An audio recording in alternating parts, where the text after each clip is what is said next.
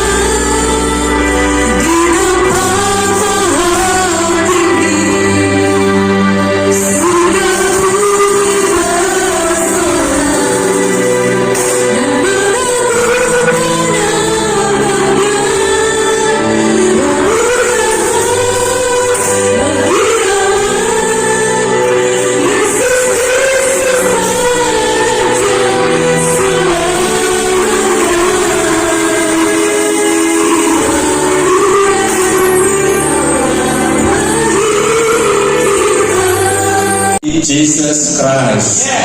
Katakan amin. Dan kalau dia penting bagi saudara, maka saudara akan bergairah dengan dia. Kalau dia berarti bagi saudara, saudara akan tidak biasa-biasa dengan dia. Jadi saudara dan saya hadir di sini, satu sisi menghargai undangan kami, tetapi di satu sisi yang inti adalah kita sedang menghormati Tuhan. Dia Raja di atas segala raja.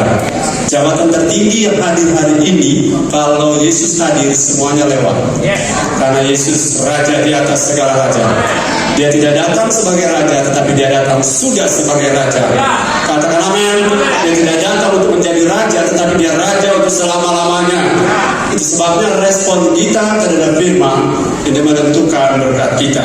Saya bisa bicara mungkin tidak terlalu secanggih saudara bicara, karena sini ada pendeta-pendeta, ada pendeta Minggu, ada pendeta Melki, ada pendeta lagi, pendeta Ratu, pendeta Manopo, dan Pelangi. Semuanya sudah kotoran gantian khotbah sampai pagi, luar biasa. Hari ini Yesus datang untuk mengubah jalan hidup saya. Yesus datang untuk mengubah jalan hidup kita. Bapak Ibu Saudara yang diberkati oleh Tuhan, Matius 2 ayat 1 sampai 12. Matius 2 ayat 1 sampai 12 kita lihat. Di ayat ini di baliho ini Matius 2 ayat 2. Di PS1 ada penonton bola kaki. Oke, kita lihat ayatnya, ayat 12 langsung saja. Dan mari saya punya kebiasaan, walaupun ini kebiasaan lama, tapi masih saya bawa. Kalau baca ayat pertama, kita bangkit berdiri. Haleluya. Melalui jalan lain. Satu kali lagi. Dan karena diperingatkan dalam mimpi supaya jangan kembali kepada Herodes, maka pulanglah mereka ke negerinya melalui jalan lain. Ya, puji Tuhan. Terima kasih. Silakan duduk. Pada satu ketika hampir sekitar 2 tahun setelah Yesus lahir di Bethlehem, maka saudara, ada sesuatu yang terjadi di tanah bagian timur. Itu diperkirakan para ahli mengatakan ada 3 spekulasi, tetapi 3-tiganya pembuktiannya kurang-kurang. Karena ada yang mengatakan dari daerah Persia, daerah Iran, ada yang mengatakan dari daerah India, dan ada yang mengatakan karena daerah timur itu dari dataran Tiongkok. Nah, saudara-saudara, kalau dari dataran Tiongkok hitung jaraknya ada kurang lebih 2000 sekian kilometer, dan mereka berjalan kalau pakai unta 5 km per jam, maka ada harus dia punya jarak bisa ditempuh dalam 2 tahun. Nah, kemudian kalau mereka datang rombongan, maka otomatis mereka masih sempat singgah-singgah di tempat-tempat tertentu, karena di zaman itu rute perjalanan konvensional bulan sabit yang ada di peta zaman kuno itu tidak bisa dilewati oleh kelompok yang hanya 2-3 orang. Yang kalau melewatinya harus dengan rombongan, apalagi kalau raja mau datang atau majus, ini namanya majus, magoi, magia, magister, master. Itu asal kata majus, magia, magoi, master, itu orang-orang kenamaan di daerah mereka masing-masing. Nah, kalau mereka dari dataran Tiongkok, mereka akan jalan dengan berkata, "Ni hao ma, wo ai ni ai wo." Dan kalau mereka datang dari India, ini cuma spekulasi, mereka akan bertanya-tanya, "Kuch kutahe, tumpa tuahe." Haleluya. Dan kalau mereka datang dari dataran Persia, mungkin mereka satu rumpun bahasa dengan bahasa Arab dan bahasa Ibrani dan bahasa Ethiopia, Mesir. Saya tidak punya contohnya, tapi bukan itu intinya. Intinya adalah ketika para majus ini, para magoi ini bertemu Yesus, saudara-saudara, ada encounter, ada perjumpaan dengan Yesus. Dan perjumpaan dengan Yesus ini sudah seharusnya menghasilkan sesuatu. Katakan amin. Perjumpaan dengan Yesus harusnya menghasilkan sesuatu. Dan rata-rata di Alkitab bahwa orang berjumpa Yesus mengalami perubahan. Mengalami perubahan. Haleluya. Dan kalau kita bertemu Yesus tidak mengalami perubahan, jangan-jangan Yesusnya Yesus yang lain. Karena Yesus selalu membawa transformasi. Yesus selalu membawa kita berubah. Haleluya. Dan terutama kita berubah menjadi serupa Kristus. Haleluya. Katakan amin. Haleluya. Haleluya. Jadi tujuan kita bertemu Tuhan bukan selebrasi. Tujuan kita bertemu Tuhan bukan liturgi. Tujuan kita bertemu Tuhan bukan arisan. Tujuan kita bertemu Tuhan bukan kongko-kongko. Tetapi tujuan kita bertemu Tuhan supaya kita merasakan dampak ketuhanan Tuhan. Karena Kristus adalah hidup itu sendiri. Kalau kita bertemu Kristus, Kristus adalah hidup itu. Dan kalau hidup itu ada di dalam kita, maka makin lama saudara tidak perlu stres dengan masalah yang namanya kejiwaan, kedagingan, karena Kristus dalam kita akan mentransformasi kita melalui firman dan Roh Kudus yang kita dengar setiap hari. Dan itu tidak perlu stres, karena sebagaimana kopi disirami air putih seterusnya terus. Satu saat kopi akan mengganti air putih. Dan itu sebabnya hari ini Natal kita adalah salah satu bagian dari proses cleansingnya Tuhan. Jadi Natal kita tidak sekedar makan, amin. Walaupun ada makan di belakang sana. Natal kita bukan sekedar perayaan. Natal kita bukan sekedar tampil, tapi Natal kita adalah perjumpaan dengan Tuhan.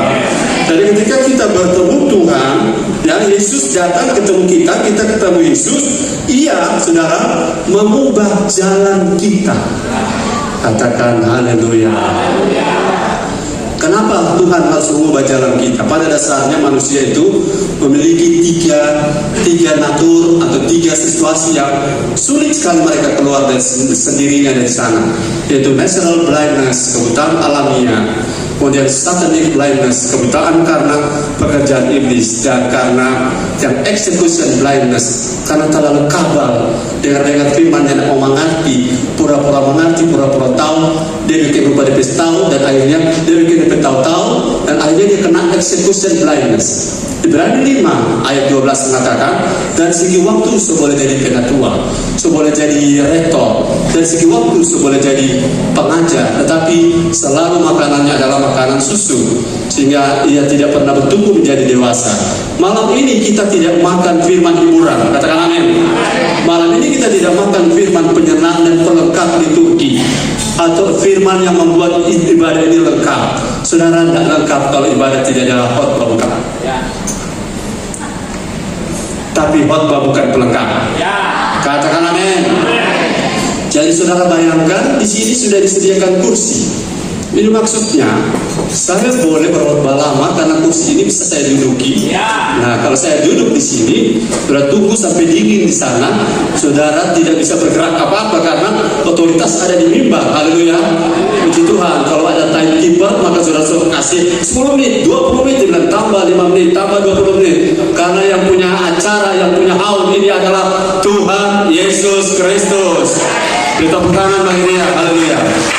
Yang pertama, saudara-saudara, jalan yang Tuhan buat bagi kita, yang Tuhan ciptakan, mengubah jalan kita. Yang pertama, saya bagi yang sederhana-sederhana ya. Dan saya berharap ini saudara bawa pulang sebagai berkat secara spiritual. Karena tidak sia-sia saudara datang ke lantai 5 ini. Tidak sia-sia TKN berjuang untuk menyiapkan segala sesuatu. Kita tidak hanya buang-buang tenaga sia-sia. Tapi kalau ada orang boleh berubah paradigma, itulah berkat kami. Itulah berkat kerajaan Allah. Orang diubah makin serupa Kristus. Yang pertama saudara yang berubah sejak Yesus lahir adalah pengalaman mengalami Roh Kudus. Haleluya. Saya ingatkan dan saya selalu ingatkan pada diri saya sendiri, kalau saya hidup di zaman perjanjian lama, maka saya akan seperti Daud, saya akan seperti Saul, saya akan seperti Musa, seperti Imam Harun, yang hanya akan diurapi secara temporer dan tidak akan diurapi secara paten, dan kita hanya akan diurapi secara personal dan tidak akan diurapi secara korporal, dan saudara tidak akan diurapi selamanya, dan hanya orang-orang khusus, hanya jabatan-jabatan khusus, orang yang namanya raja, orang yang namanya imam, orang yang jabatannya nabi, mereka dapat special attention atau spesial perhatian dari pekerjaan Roh Kudus. Tetapi di luar itu tidak ada. Padahal, katakan padahal, belum semua padahal kita kuat atau kita lemah bergantung pada Roh Kudus. Katakan amin. Kita kuat atau kita lemah bergantung pada Roh Kudus. Saya pesan pada anak-anak sekolah minggu, mama-mama, jangan biarkan dia main game, biarkan dia dengar firman. Katakan amin. Adik-adik, lihat adik-adik, jangan pegang game, nanti sebentar saat makan mau main game, orang makan. Haleluya. Karena ibadah ini pusatnya adalah Kristus. Kalau mereka, saya punya teori pendidikan begini. Umur 1 sampai 14, kalau saudara tidak berhasil menguasai anak saudara, saudara akan kehilangan mereka umur 15 ke atas. Umur 1 sampai 14 saudara tidak berhasil menangani anak saudara secara pendidikan, maka umur 15 ke atas saudara akan kehilangan mereka. Itu sebabnya kita perlu arahkan anak-anak kita dari kecil untuk menghargai ibadah, menghargai Tuhan, menghargai khotbah, menghargai firman. Nah, jadi yang pertama saudara-saudara sekarang ini bersyukur, ini ada jalan baru, katakan jalan baru. Jalan baru, dulu hanya orang tertentu, dulu hanya jabatan tertentu, dulu hanya pada periode tertentu. Bahkan Roh Kudus di saat itu, Kejadian pasal 6, kita lihat Kejadian pasal 6. Saudara harus bersyukur Roh Kudus sekarang dilimpah ruahkan begitu luar biasa. Tidak akan selama-lamanya tinggal di dalam manusia, karena manusia itu adalah daging, tetapi umurnya akan 120 tahun saja.